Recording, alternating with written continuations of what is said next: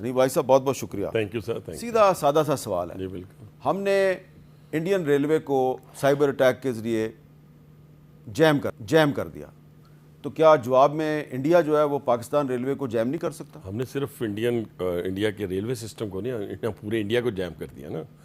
तो वो तो हमें जैम नहीं कर सका। यानी उसके जो सिस्टम था, दिफाई निज़ाम था, S-400 की बात करें, उसके राफेल की बात करें, 300 किलोमीटर से हमने उसको टारगेट किया। अल्हम्दुलिल्लाह, अल्लाह ताला का शुक्र अदा करना चाहिए। उसकी ज़ात, अल्लाह ताला का बड़ा करम शामिल था पाकिस्तानी अफवाज के साथ, पाकिस्तान के साथ, कि अल्हम्दुलिल्लाह हमने उसको मारा और आज पूरी दुनिया में पाकिस्तान का एक डंका बज रहा है। मैं सिर्फ ये कहना चाहता हूँ कि पाकिस्तान रेलवे तो दूर की बात है, पाकिस्तान की तरफ हिंदुस्तान मैली आंख से भी नहीं देख सकता, ना उसने पहले देखा है। जो उसको, लेकिन उसने आपकी तरफ मैली आंख से देखा है। जरा दिखाएं जी, इंडियन मीडिया ने हनीफ अब्बासी साहब को कैसे मैली आंख से देखा है। There are images and also flight tracking data that has emerged that shows the movement of key individuals from Pakistan to the United Kingdom. So imagine the panic. Many of the leaders of Pakistan have in fact fled to UK because they know that there could be a retaliatory strike that could come in from India. The Pakistan Rail Minister as well, Hanif Abbasi, he has moved his entire family to London. It's as if the leadership thinks that Pakistan is going nowhere. We need to move our family to safer locations. जी भाई साहब, वैसे मैं ना उस दिन 1 मई था मेरा ख्याल है, जिस दिन हमने वहाँ पे एक रैली भी निकाली हुई थी रावलपिंडी के अंदर। लेकिन देखे ना, इन्होंने तो ये हिंदुस्तान ने तो इस्लामाबाद को भी फतह कर लिया था।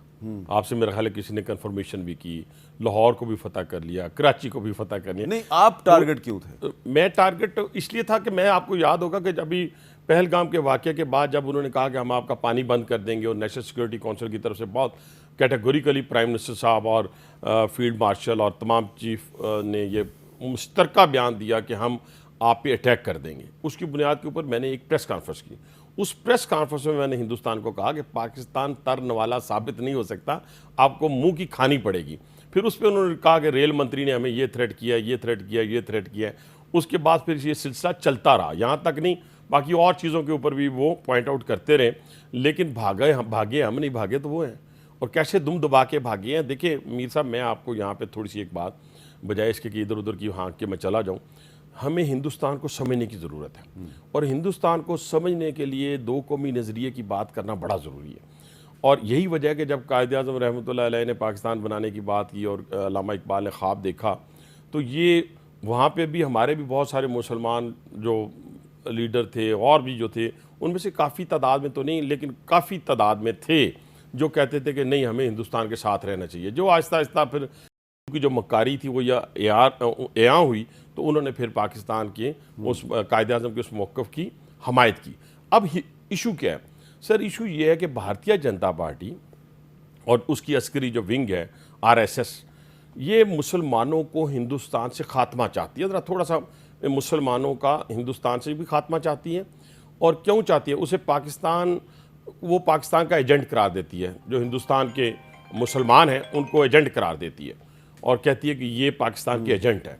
फिर साथ ही वो कहती है कि यहाँ से निकल के हम पाकिस्तान को फतह करेंगे, अफ़गानिस्तान को फतह करेंगे, हम भूटान, नेपाल, ये इर्द गिर्द के सारे को 8-9 ममालिक है, बांग्लादेश, इसमें सारे ये शामिल हैं। तो अखंड भारत, अब अखंड भारत की बात वो जो करता है अपना हिंदुस्तान, अब उसके बारे में थोड़ी सी मैं आपको गुजारिश कर दूं कि हमें इस खतूत पे सोचना, ये नहीं सोचना कि ठीक है जी हिंदुस्तान चला गया, भाग गया, लेकिन मकार है। ये है एक नक्शा जो मैं निकाल के लाया हूँ, इसमें ये हिंदी में लिखा हुआ है, ये उनकी पार्लियामेंट में जो मौजूद है, उनकी बिल्डिंग के अंदर ये नक्शा पार्लियामेंट में भी ये उनकी पार्लियामेंट में मौजूद है। ये हिंदी में है, इसका मैंने तर्जमा करवाया। लेकिन ये देखें कि उसके अंदर ये तमाम ममालिक जो है ना, जिसमें अफ़गानिस्तान भी है, जिसमें पाकिस्तान, नेपाल, बांग्लादेश, श्रीलंका एंड बर्मा, इन सब को वो मिला के कहता है कि हम अखंड भारत बनाएंगे, यानी सबको हिंदू बना देंगे। तेरा ये ख्याल तो इंशाल्लाह ताला भस्म हो जाएगा। अखंड भारत की बात कभी हमारे वज़ीर ख़ारजा इसहाक डार साहब ने या वज़ीर आज़म शहबाज शरीफ साहब ने क्यों नहीं की? नहीं, देखिए बहुत सारी जगहों पर शायद की भी हो, मुझे इस बात का इल्म नहीं है, लेकिन बात ये है कि आज जो कुछ वज़ीर आज़म कर चुके हैं और जो डिप्टी प्राइम मिनिस्टर कर चुका है और जिस तरीके से हमने डिसएंगेज किया है, आप देखें सबसे बड़ी खूबी इस जंग की सबसे बड़ी खूबी देखें ना, सिर्फ डिप्लोमेटिक फ्रंट के ऊपर देखें कि हमने हिंदुस्तान को अकेला कर दिया, और जो हमारे दोस्त थे चाइना, आज़रबाईजान, आप तुर्की, ये सारे बांग्लादेश, ये सारे हमारे साथ खड़े हो गए, अलल ऐलान खड़े हो गए, और जिन्होंने उनके साथ खड़ा होना था एक भी खड़ा नहीं हुआ। आज उस पूरे भारत के अंदर क्वेश्चन क्या हो रहा है, जो अवाम क्वेश्चन कर रही है उसकी इंटेलेक्चुअल नहीं, लेकिन अखंड भारत का नक्शा तो अभी तक पार्लियामेंट में लटका हुआ है। तो उसके लिए मैं ये देखे ना, मैं कम से कम मेरी ज़ात एज ए पाकिस्तानी, मैं इसको रेजोल्यूशन को लेके आऊँगा नेशनल असम्बली के अंदर, करारदाद को लाऊंगा, पास करवाऊंगा कि ये जो अखंड भारत का हिंदुस्तान का मंसूबा है, इसको हम इंशाल्लाह ताला डुबो देंगे। कहाँ पे? बहरा हिंद में डुबोएंगे। और किस तरह डुबोएंगे कि हम इन तमाम ममालिक को बताएंगे कि ये सिर्फ हम तक महदूद नहीं है कि हम तक आएगा तो हमें कुछ कहने के लिए, हमें तो कुछ कहने का अब उसका ख्वाब चकनाचूर हो चुका है। पूरी दुनिया के अंदर जो हजीमत उसको उठानी पड़ी है, लेकिन मैं फिर कहूँगा कि दुश्मन को कमज़ोर नहीं समझना चाहिए। मैं इस बात पे बिल्कुल, और हमें अपनी तैयारी रखनी चाहिए। हमने अपनी तैयारी की हुई थी, तो अल्हम्दुलिल्लाह जैसे वो DGISPR ने नहीं पूछा कि वो जो लोग कहते थे कि हम अपना काम नहीं करते, तो अब तो उनको भी चाहिए कि वो कहें कि हाँ काम नहीं करते, बल्कि क्या, अभी मुझे कोई एक बंदे ने क्वेश्चन किया डिफेंस बजट के ऊपर, और मैंने कहा डिफेंस बजट क्या मानी रखता है, जान भी देने के लिए तैयार है। जिन्होंने हमारी इस अच्छा, एक काम आपने और भी किया है जी, जब किसी को नहीं था पता कि आसिम मुनीर साहब को फील्ड मार्शल बनाया जा रहा है जी, तो आपने उसे 2-3 दिन पहले अटक में आपने तकरीर की, हाँ जी, और उसमें इन्होंने क्या कहा, बाजी साहब ने जरा सुनाए जी। लोगों ने घर बैठ के अपने आप को फील्ड मार्शल लिख लिया था। फील्ड मार्शल वो है जिसने पाकिस्तानियों को दुनिया पूरी में इज्जत दे दी, उसका नाम जनरल आसिम मुनीर है। ये कहते हुए शर्माए नहीं।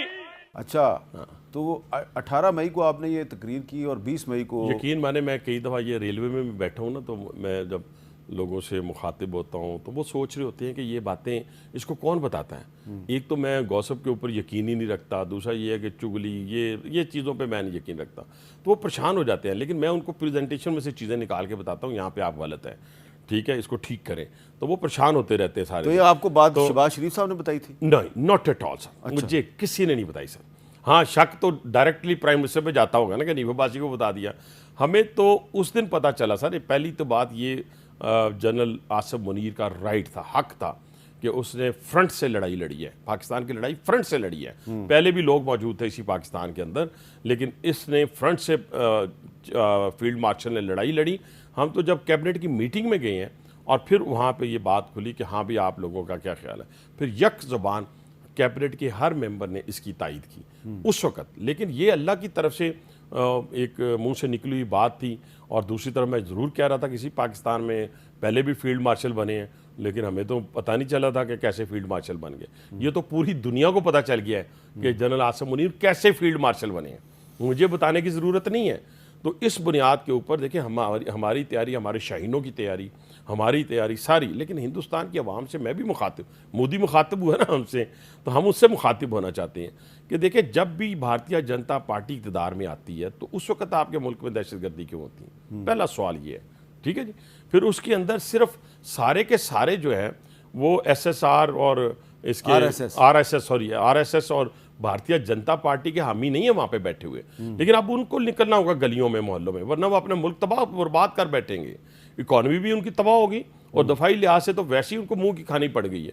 अब उसके अंदर आप देखें ना, अपना आप बहुजन समाज पार्टी है, उसमें आपकी कम्युनिस्ट पार्टी है, उसके आम आदमी पार्टी है, कांग्रेस है, उसके अंदर ये चारों तो इनके ख्यालात से मुत्तफिक नहीं है, लेकिन क्योंकि वो ज़बरदस्ती करते हैं। बिहार के अंदर देखें आप, उत्तर प्रदेश के अंदर, यूपी के अंदर, अब मुसलमान जो है बाहर नमाज पढ़ना तो दूर की बात है, अजान नहीं दे सकता, नमाज पढ़ना उसके लिए मुश्किल बना दिया वहाँ पे। तो ये तो हिंदुस्तान का जो चेहरा है इससे तो मस्क हो रहा है और हो चुका है। और ये हिंदुस्तान वो हिंदुस्तान नहीं है जिसका वो दावेदार थे।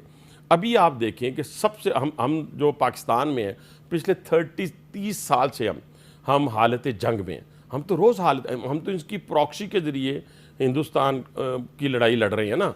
हिंदुस्तान हमसे अपनी प्रॉक्सी के ज़रिए लड़ाई लड़ रहा है। जब सामने से आके लड़ा तो उसको मुंह की खानी पड़ी है।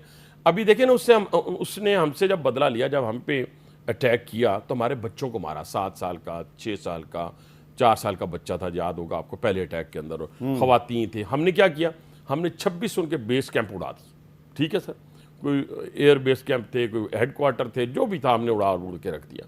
हमने कोई उनका ना बच्चा मारा